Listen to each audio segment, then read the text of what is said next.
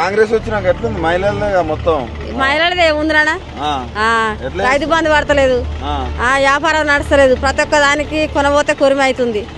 మార్కెట్లకి అమ్ముకుంటే నెలకు 650 రూపాయలు కట్టమంటారు.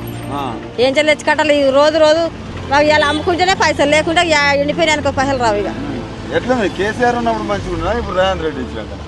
కేసీఆర్ ఉన్నప్పుడే మంచిగా ఉండే, రేవంత్ రెడ్డి వచ్చినాక ఏం లాభం లేదు.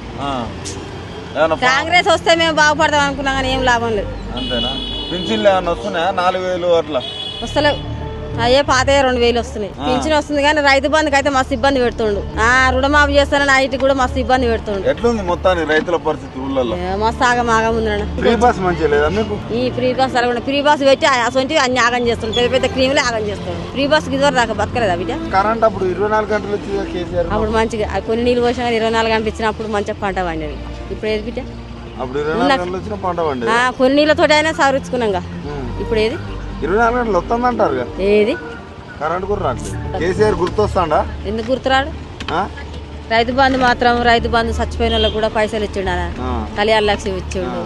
ఏమనిపిస్తుంది? కేసీఆర్ రోడ్ పోయింది కదా, ఏమనిపిస్తుంది? ఇక అన్ని వాడిపోయినట్టు అనిపిస్తుంది. ఏం లాభం లేదు, రాజ్యం మీద మొత్తం ఆగం.